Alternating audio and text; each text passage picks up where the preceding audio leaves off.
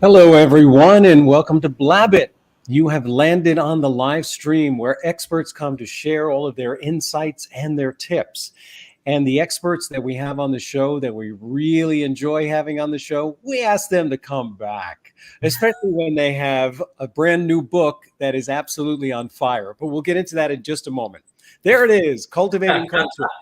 For anyone tuning in for the first time or for the 80th time, my name is Paul Geiger, and I am a New York City public speaking coach and presentation expert.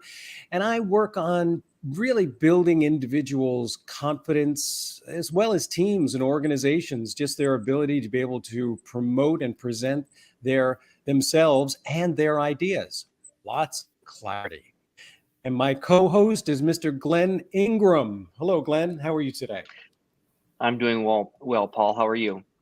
Hey, everyone. My name is Glenn Ingram. I've been spending the better part of the last 2 decades working on honing in skills on listening, communicating, influence to try and help people become better influencers to help them with their sales capabilities.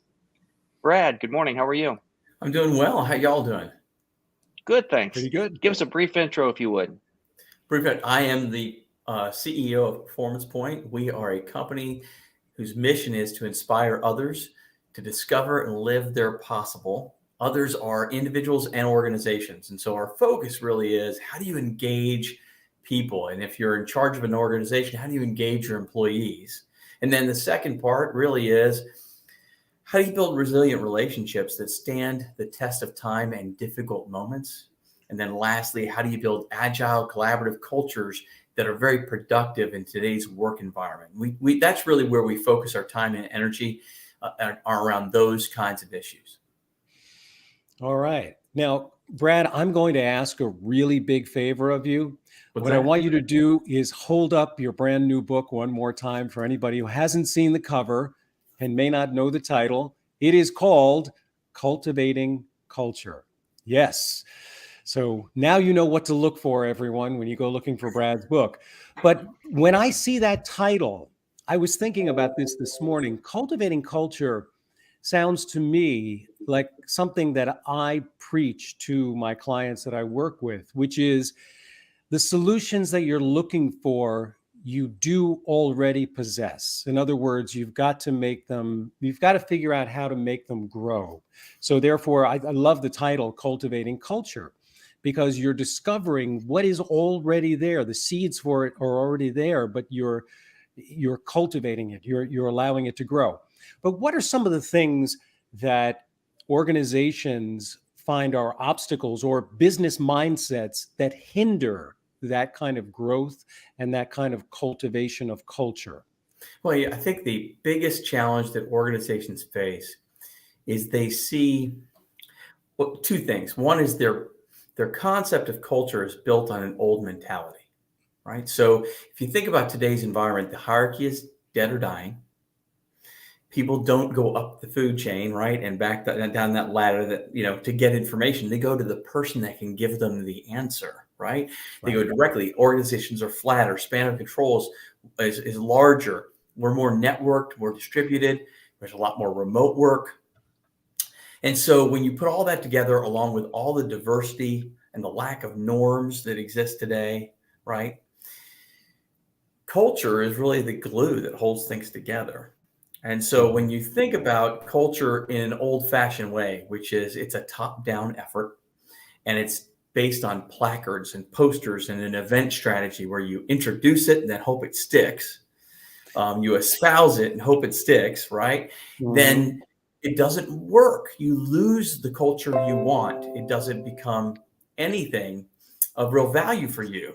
And so culture has to be woven into the fabric of the way you do business. And it has to be looked at as everyone's responsibility. Are there different roles people play around it? Yes. But it's everyone's responsibility. It has to be something that you explore and experience each day that you're at work. And that's really why we wrote the book. I wrote the book is because I wanted something that was practical, useful, not a book that you would read, but a book that you would use on a regular basis that would drive the culture that you're looking for. And so that's probably the biggest reason why I think people have a hard time is they have an old model of what culture is it looks like and how it's supposed to be developed. The second thing is we get caught up in the daily grind. We get caught up in problems. We get caught up in numbers. Mhm. And culture is not about those things. Those things either get resolved or look good or bad based on the strength of our culture. We have less problems if we have a shared way of moving towards success. We have less of an issue around numbers if we have a shared way of moving towards success. And the problem we have is when we forget that and we focus on P&Ls and balance sheets and problems and deadlines so much, we forget to cultivate the culture that we want to create in our companies, and then it dissipates. We lose it. Mhm. You mentioned right there, like the information coming top down. And in this day and age, and I haven't worked for a large company in thankfully about a decade now, how much of it has to be changed to where, like you said, it's a collaborative effort so that people all along the chain have influence, input into this culture for wherever they're working, instead of it being old school, do this because we say these type of things? I think that's 100% where it's going to go. I'll give you some examples just in our world right now that we're all struggling with. We have, I said no norms just a moment ago. So I'll give you a couple examples. I might open the door for a woman and be thanked. I might open the door for another woman and be yelled at for being a chauvinist pig, right? I have had people say, don't use the term Black, I'm an African-American. Then I've had other people say, don't use the term African-American, I'm a person of color, and so forth. The truth is that not even in just a diversity standpoint, but in terms of behavior, what's acceptable, we have lost that sense of commonality, right? Now, how do you build that? You don't build that by saying, we value people, because people will read the concept of that value and they'll interpret it for themselves. How do you build a common approach to valuing people? You give people similar experiences and you have conversations where we discuss it and we come to terms what valuing people looks like to us, which means it's got to be at least a two-way conversation, if not more than that. And it has to become something that we wrestle with, we play with together, and get to a place where we all say, we know what that looks like. And that looks like this here, which means it has to be 100% collaborative. It has to be a conversation, and it has to involve everyone. That is a completely different model. So is the first, the major step to lean into the ambition that does drive both business and our careers, and really have a conversation about how we now define success? Would you say that's one of the primary things, not the only thing, or maybe is that the first step into having more textured conversations that do accomplish that cultivating of culture? Yeah, I would agree with that. In fact, I'll share with you a conversation I had yesterday, which was an interesting conversation.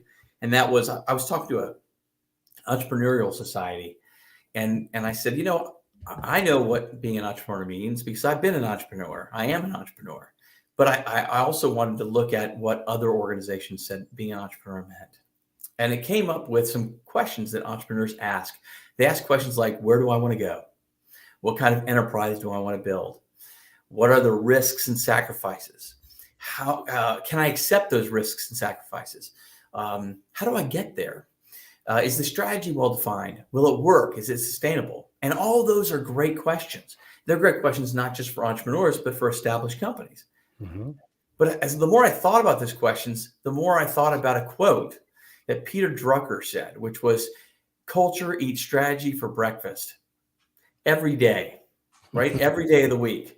And so I thought we need to ask ourselves different questions first, which is, for this strategy to work, I need to ask myself, why is culture more important today than it is yesterday? What is my culture? What do I want my culture to be and why? And how can I make that a reality? We need to really start there as a part of the conversation to be able to drive the kinds of things that we're looking to drive. And unfortunately, we haven't spent near the time to do that we should. So, Mm-hmm. More often than not on this show, we talk about authenticity. So when you're trying to create a culture, how much is it you have to identify the authentic image, persona, if you will, of a business to find out who they really are in order to determine a culture. Because I don't think it's like the old days where we have a mission statement. We have these things. No one really cared about those things then. They care even less about them now. So how much is it finding like the true identity of who the business is, what they're trying to do, and then does the culture just kind of shine through at that point? I think it depends on what stage of business you're in. If you're a startup, you don't have authenticity yet. You got to develop what that looks like. I also think that it's more than even authenticity. So one of the phrases that I use is that culture is established based on the behaviors we're willing to accept, not the ones that we espouse. And so when we talk about authenticity, that means what are we willing to accept? And what does that look like? Now, let me rephrase that a little differently. If I have a salesperson that brings in $5 million and I have other salespeople, everybody else brings in closer to $1 million. We espouse a culture that 99% of those people actually behave like, but I accept behavior from that one salesperson because they bring in $5 million, then he or she has just defined the culture. So you can define authenticity a lot of different ways. They're both authentic, but it's by what you're willing to accept. So what is the worst that you're willing to accept? And when you've been tested, how do you act? That's truly your culture. That's what people pay attention to. That's what they glob onto. And when they get on Glassdoor and they write about your company, those are where those comments come from. That's your culture. So think about your worst day. That's your culture. Now, can you address that? Can you do mea culpas? Can you work through it? Yes, but it can't be a habit structure. It can't be something that you're willing to accept. And that, when we talk about authenticity, is the key point of authenticity, not where are we 80% of the time. People don't care how you act when it's easy. They care how you act when it's tough. That's your culture. Well, this whole topic, the whole idea of molding a company's culture into what it needs to be, what it should be, seems like such an enormous task. And it's kind of like the old saying, how do you eat an elephant, one bite at a time. Sure. But isn't that the way your book is constructed? Because if I remember correctly, the subtitle is something about 15 minutes, being able to just in 15 minutes take a step in the right direction. I'm paraphrasing right now, but what's the concept there, Brad? So the subtitle is 101 Ways to Foster Engagement in 15 Minutes or Less, right? And so I wrote it for that reason. So the truth is we live in like a TikTok nation. We don't have large attention spans.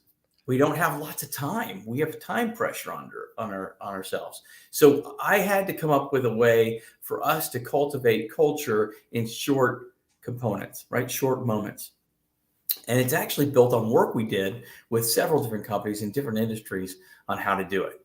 And you're right. It is one conversation at a time. So I said earlier, we need to weave it into the way we work. You can do that in lots of different ways. You could do that in the way people are recruited, in the way they're onboarded, in the way that we train, in the way that you do performance appraisals. We work with companies on cultivating culture throughout all those different mechanisms.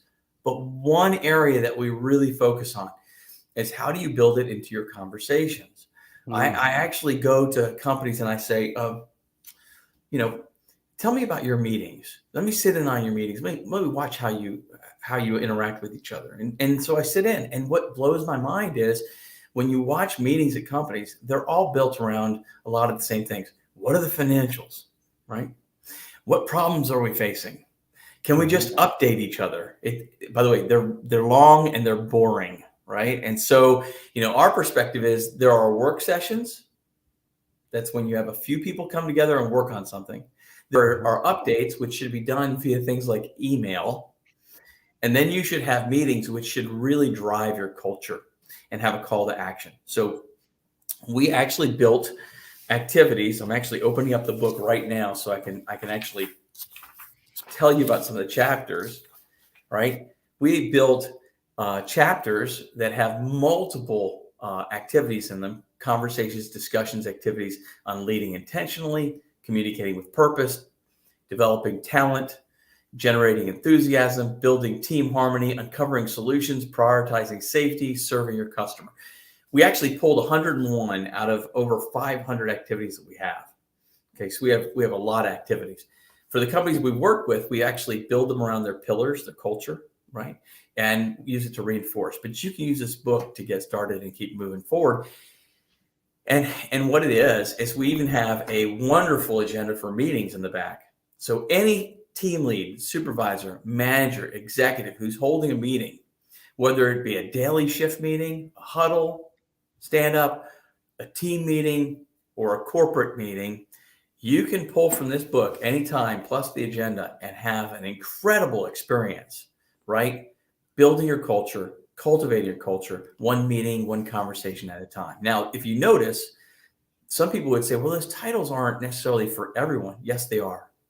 So I'll take developing talent. Anyone can help develop talent in the organization. As a colleague, as a coworker, I can help another colleague and coworker get stronger and better.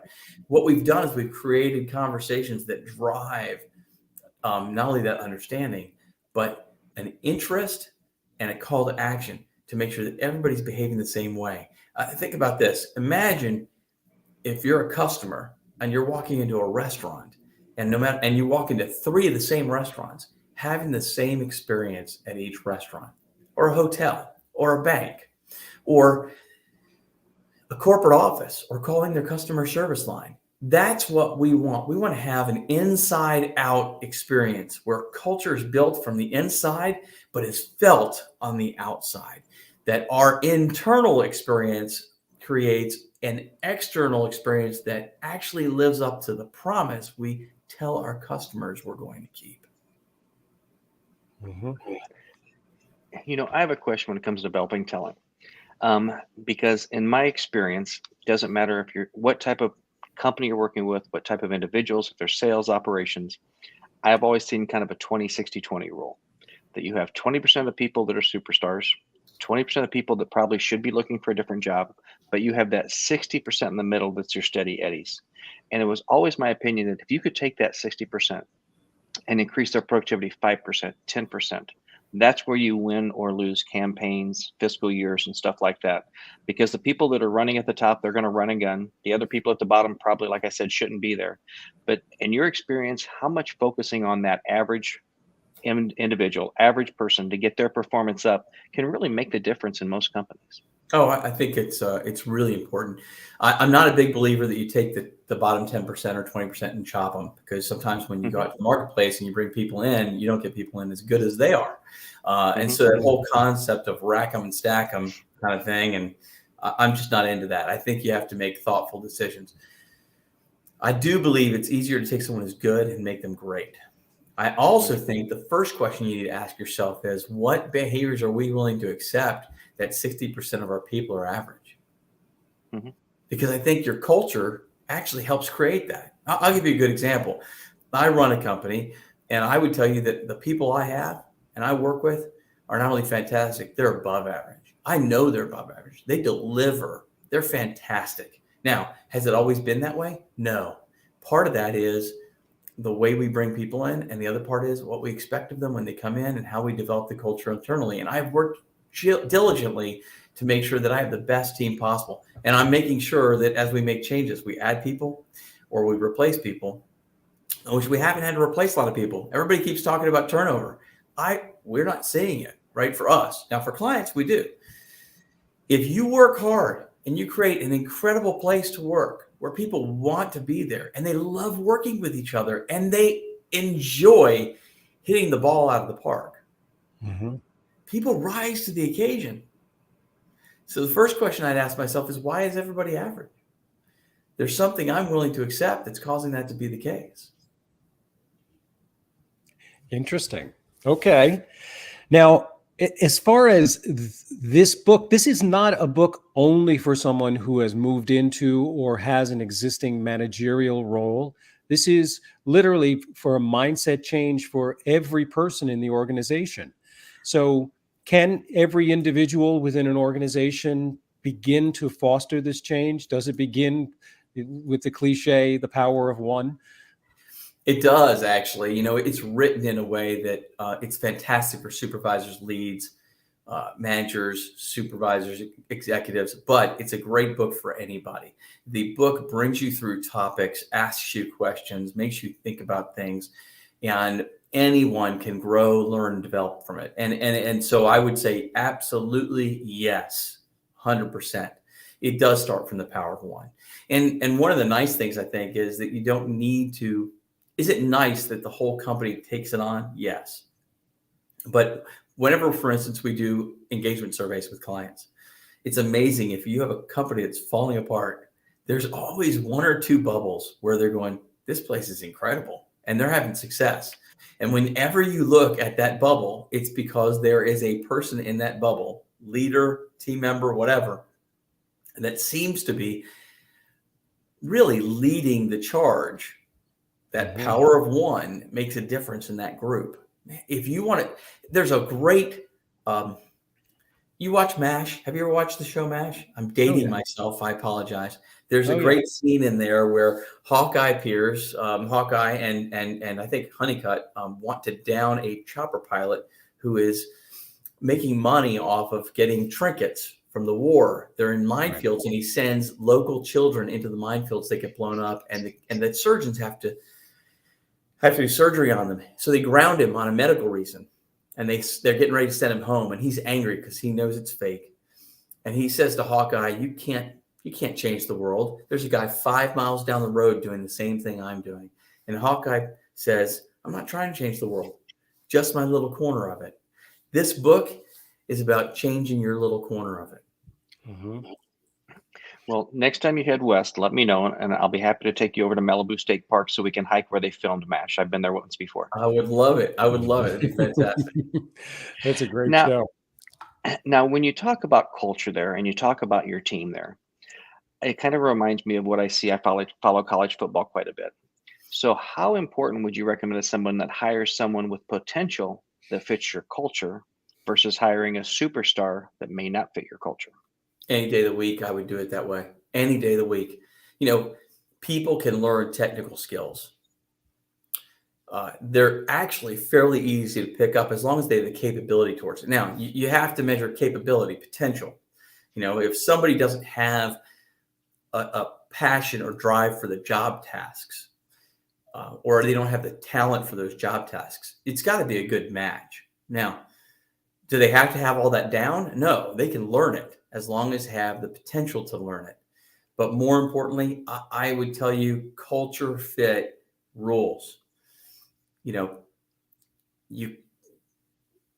somebody is a terrible person to work with, for instance, I'm just going to use life skills, like performance-based skills, or I call them performance skills, soft skills, whatever you want to call them, teamwork, organization and planning, communication skills, all kinds of things. If you haven't learned it by 35 or 40, do you know how hard it is to change that wiring?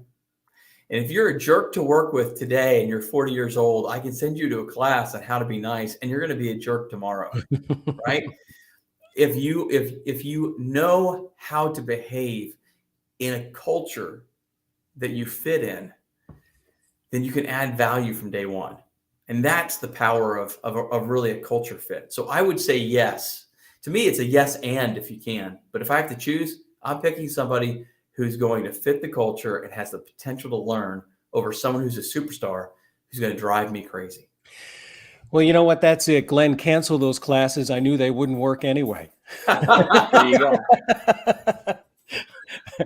There's no hope for me. I love it. All right. So let's talk a little bit about communication and about conversations. Sure. What I find really interesting, and we've probably been down this road already, but my short-term and my long-term memory, what are you going to do? But I'm sure that I've already asked you something like this. But so many times when we talk with our experts, we ask them about a great sort of open-ended question that sort of promotes or propels conversation in the direction you want to go in. Can you share with all of our audience just some of your favorite open-ended questions, or questions that sort of spark that as like a tidbit that they can just take right with them? Oh, so in relationship to culture or just in general? Whatever comes to mind, Brad. I trust you're a very literate and very well-spoken man, so I'm going to trust your intuition. Sure. Whatever your favorite phrase of the week, month, or year is, Sure. we'll go with that. So I love conversations that lack constraints. And I think part of great coaching is about creating conversations that lack restraints. Whenever you start with a limitation, it starts with it limits your solution. And so to me, I think you take limits off the table. And so we have a coaching model called STIR, and it starts with questions that are supposed to get people to think about, seek possibilities, right? And so we ask questions like, if budget wasn't an issue, how would you handle it? What if I gave you 3 wishes? What would they be? If I gave you a magic wand that you could change anything, what would you change? If you could be in my position as the CEO of the company, what would you, for a day, what would you do in that day? Right? Those questions to me are powerful because they are removing constraints and they are really empowering people to put their thoughts and their ideas out. To me, that is how I like to start conversations, especially when I want to brainstorm. I want people to put it out there. And I don't want it to be about my ideas. I want it to be about theirs. I'm putting my ego aside and in a drawer. I want them to tell me what they think. Man, when you can create that kind of a conversation, it's amazing. Now, Glenn, you and I, we've experienced, and Brad has as well, but I'm just in our conversations, Glenn, we've experienced that people often will share their negative. You just talked about with Glassdoor, giving people an opportunity to complain about things. Is that a conversational strategy to get to the good stuff? What do you think, Glenn? Have you seen that? I think immensely. I was just on a conversation yesterday with a new client, and talking from the investor to to managers along the way, and saying, tell me what you guys do, tell me who you are.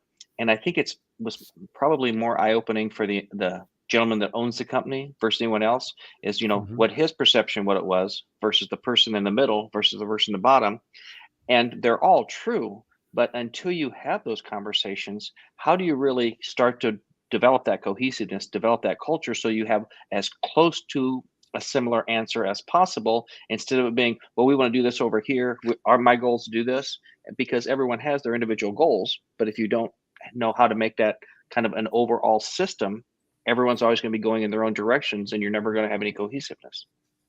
I would agree with that. The only thing I would add is make sure if you're going to ask about those negatives, that the person who's asking about them or the person who's in the room that needs to hear them is ready for it, and they're not defensive, because that shuts it down right away. And the other thing is, I would say it's an and. Talking about the negatives, great, but we also have to learn about what we can leverage that's good. And so it's an and thing for me. I think you got to ask about both. Oh yeah. No, I absolutely. I'm just, because I do sometimes when I'm talking with my clients, because obviously a little bit of what you do in terms of changing mindset and whatnot creeps in, because I do give advice on conversations. And sometimes I do use the advice of, let them talk about the things that need to be fixed. And you reminded me of that when you said, if you had a magic wand and you could fix anything, what would it be? Mm-hmm. And usually that can begin the conversation. It's like people standing around waiting for a bus that's late. Suddenly we all have a commonality. We all have something to complain about, and it creates this weird camaraderie that can lead to other conversations. So I know that you've experienced that as well. Absolutely. So without making this seem like it's a plug for business coaches, in your experience, I'd like to know kind of what what you've seen as far as people trying to do this themselves versus having outside help. And I ask that because I've been through some different mid-sized companies in my career where all of a sudden the business coach comes in and says, we do this, this, and this for this reason. And it's the same thing that other people within the organization have been saying for a while, but because the business coach said it, now we're going to do it. So is it easier when you have someone from the outside giving advice that's, doesn't have any, vested interest in it or whatnot, or just to kind of give an outside opinion to get something like this moving?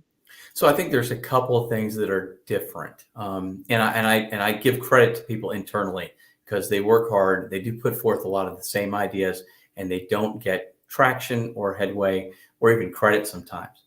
But here's why it's good to use an outside source. One, we could say almost whatever we want. And if you're really good and you're outside, you're willing to do that. And that job, that client is not so important to you that you're not willing to put the truth out there, right? You've got to put the truth out there. And so to me, I always say, I would rather tell the truth and get myself fired than not tell the truth at all. So we can say things that people internally can't say. That's one. Second thing is that we get heard when people internally don't get heard. And so if your choice is I want to create change, don't care who says it.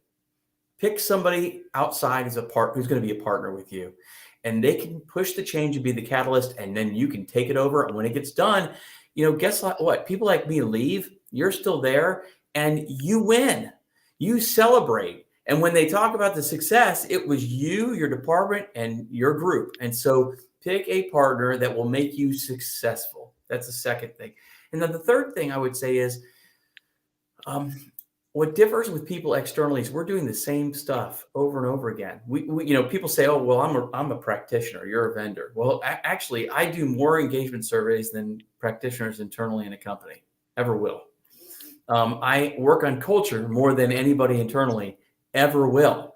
I actually know the best practices. I know the best research. I know the latest research because that's my job to keep up with all of that. And I've developed ways to scale it in an organization that someone internally has to figure out and work on and will take them a long time to do. So it saves you time, energy, and money because you can scale something with somebody who knows what they're doing, has done it before, and they know the landmines. So use an external person for that. Yes, absolutely. I think you should. Now, you mentioned those surveys. Would you expand on that a little bit? In your experience, when you ask questions from the bottom up, especially probably if it's anonymous, how valuable is that to really determine what's going on, what needs to be worked on, and how you're going to go about fixing things? Well, first of all, it's more valuable when you ask a third party to do it. If you're asking those questions internally, and I know it's going to HR or somewhere internally, I'm going to tell you what you want to hear or a softened version of what I want to tell you, because there is no way I'm putting that on paper. It's not taking that risk. So the first thing is it's more valuable when you have a third party do it. The second thing is I would tell you it depends on the company and what they're willing to do. So we use global norms from different industries, et cetera, so we can add more value there. We also run correlation analysis. So instead of getting a bunch of feedback going, what am I supposed to do? We can actually tell you, here are the 3 things that you should do in this department that are the biggest bang for your buck. And when most people run surveys, they can't do that. So they're looking at the best rated, the worst rated, and they're guessing. We can actually tell you what to work on. And so I think part of it is using a third party helps with that. The last thing I would tell you is that you have to have the right mindset. And what do I mean by that? Companies spend 80 cents on the dollar or 90 cents on the dollar collecting data. And then when you ask them to do something with it, it's like leading a horse to water, but not being able to make them drink, And so I think the key is, if you're going to do a survey, recognize that the work is actually on the back end. We can collect all the data for you. We can run the numbers. We can do all that and give you credible reports, and we can tell you exactly where you need to go. But if you're not going to do the follow-up, if you're not going to do the back end stuff internally, which we can't do for you, have those conversations with your employees, being honest about the results of the feedback, talking through the solutions with them based on the results of the survey. If you're not going to do that and do it well, don't do the survey at all. I'll also tell you this. I like pulse surveys. I like being able to go to companies and saying, let's ask 1 or 2 questions a month or 1 or 2 questions a quarter, very focused. And then let's get that data collected and make sure everybody in the company has it, and you can act on it right away. And then when we ask that next question, you have already not only collected data and acted on it, and they've seen progress. Now you're incenting them to make progress on the next question you ask. So we create conversations in companies doing pulse surveys like that are really powerful. Interesting. Now, we've been talking about making changes to what could be deemed in general terms as the status quo. But what happens when the status quo is totally in flux? In other words, there are many companies that are experiencing enormous amounts of change. And you brought up that the way that you act and the way you react in times of struggle, in times of stress, is really where your culture, where the light is being shown onto your culture. So is there a portion of your book where you talk about change, about the everything that goes on when things are going through the change? Like, how do you maintain or possibly improve culture when you're going through big upheavals? Well, the nice thing is it's woven through the book, and the book is written for that purpose, right? So, I have a quote that I use. It's something that I just feel strongly about. And really what it is the concept of culture being culture.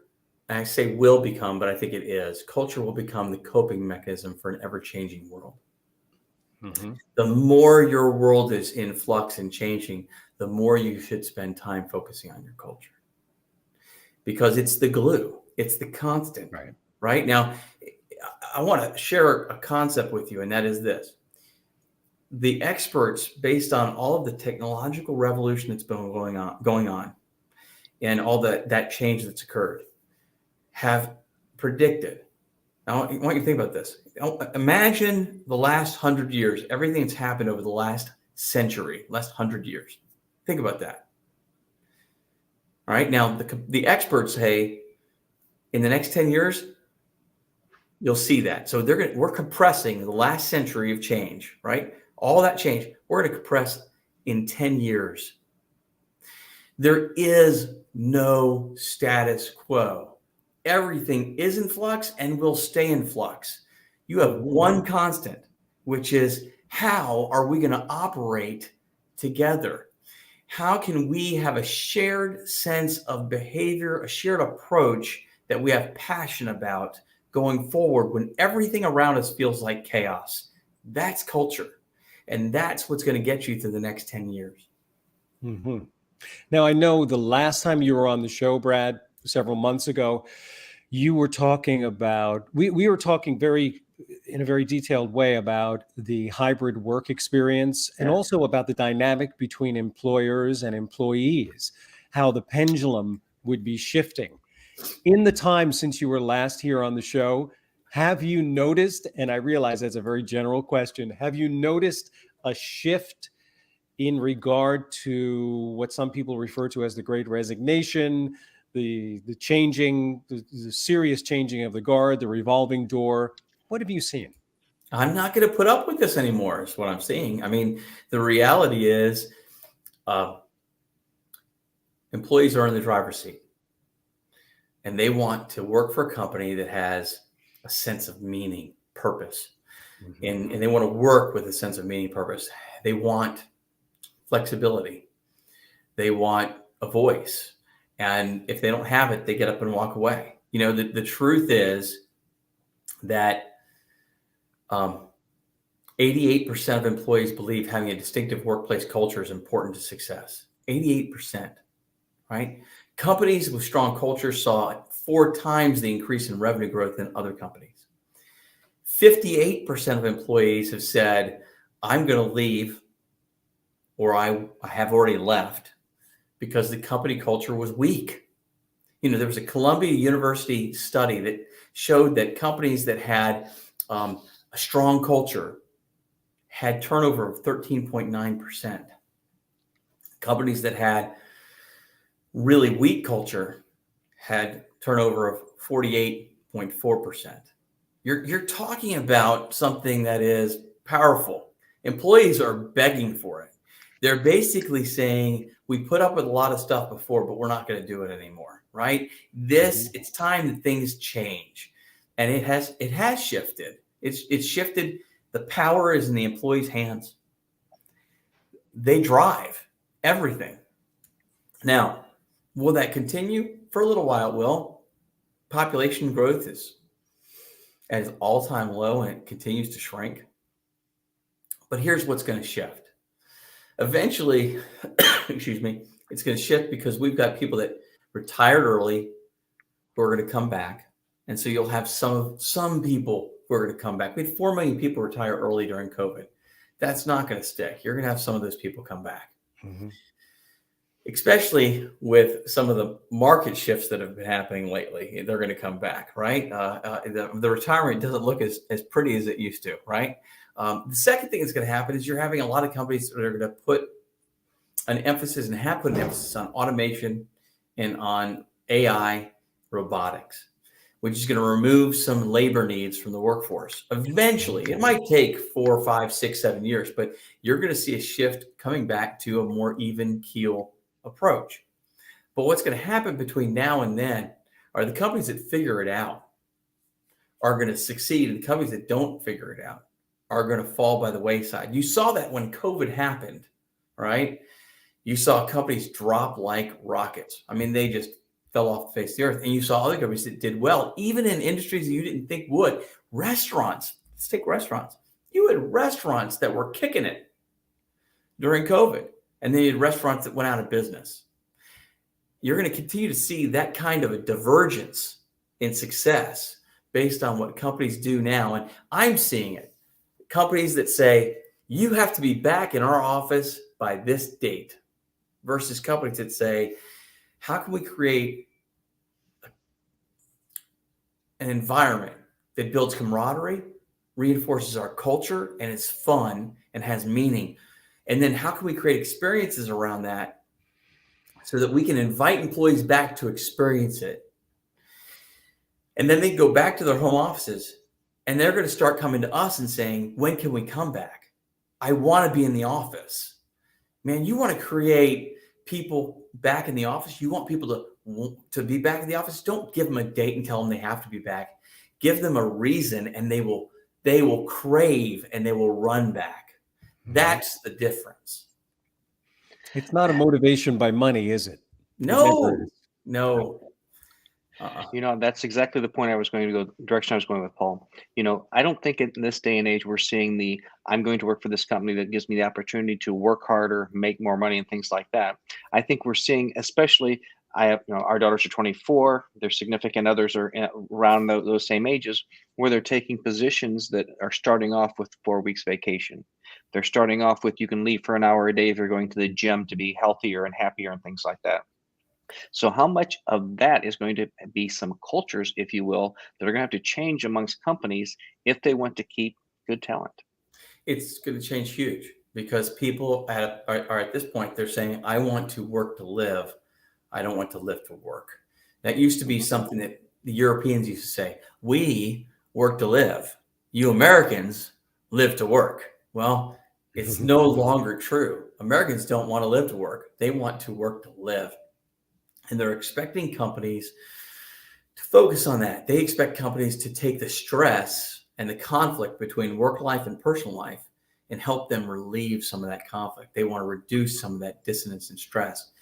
They're looking for companies that are going to encourage them to have a life outside of work. They're looking for organizations that are going to upskill them so they don't have to worry about being irrelevant at 48 years old and not being able to find a job. Those are the kinds of things they're looking for companies to do. And if companies do it and do it well, they're going to win. If companies don't focus on it, they're going to lose. It also means that people aren't going to put up with politics. The reality is culture is the difference between politics and the freedom to excel. And I say that very clearly. Politics stop people from excelling. Politics hinders people from doing what's right. Cultures that remove politics and create a powerful experience where people can really learn, they can open up their minds, they can take educated risks. Those are the companies that are going to win. Mm-hmm. Interesting stuff. Well, what else, Glenn? What haven't we covered here in terms of cultivating culture? I mean, obviously we could go on and on and on, but your book, Brad, came out the beginning of the month, Correct? And it's available on It's everywhere. Amazon, It's Barnes and Amazon, Noble, Google Barnes Books. and Noble. It's on Books A Million. It's at Target. It's Walmart. You name it. Any bookseller or major retailer has it and is selling it. By the way, I want to tell everybody before we do finish. I'm not sure what time it is, but I know we finish in about an hour. If you buy the book, and by the way, it's $20, so it's an inexpensive book, but it can create a significant change. The ROI on this is huge. But if you buy the book, we have a contest. So if you like iPads, right, we're giving away an iPad mini, and it's going to be a drawing based on people that post with the book on social media and write a review on Amazon or Barnes & Noble. We will put you into the contest. All you have to do is use a hashtag Cultivating Culture or hashtag Cultivating Culture contest, and we will use that, put you into the drawing for an iPad or iPad mini, and you have a chance to win. So you not only get better yourself, improve the culture of your company and your team, but you can win an iPad mini. There you go. Well, you know, that's an interesting official contest that's going on. I had an unofficial contest back in, it was late 2017 when my book came out, you know, Better Business Speech. It might have been early 2018, but my kids decided that they were going to do exactly what you're talking about and come up with the funniest "Who's reading Dad's book" picture that they could come up with. I like that. And the two winners were my son's girlfriend's dog was holding the book up and looked like it was, you know, with the paws like this, looked like she was reading it and had just been like surprised. So of course she like looked at the camera. But I thought the real winner was my granddaughter, who at the time was only a year and a half old, and she put on her dad's glasses and was sitting in the big wingback chair with a blanket over her lap with the book. I love it. It's great. That's Start them early.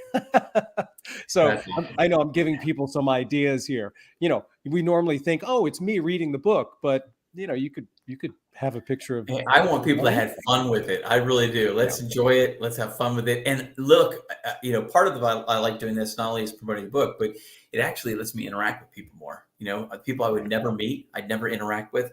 We're having conversations online. If people want to follow me or connect with me on LinkedIn or Facebook or Instagram, I'm happy to do that. They want to do it with our company, happy to have them do that. We love it. So it's just fantastic. So to me, it's part of it is I believe that the world is powered through personal connections, and the human-centric element is important.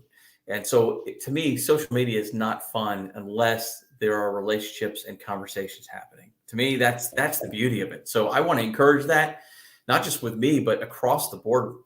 Have fun on social media, interact with people, do it nicely, right? And enjoy yourselves. So this may be one of our last few questions here before we have to wrap up.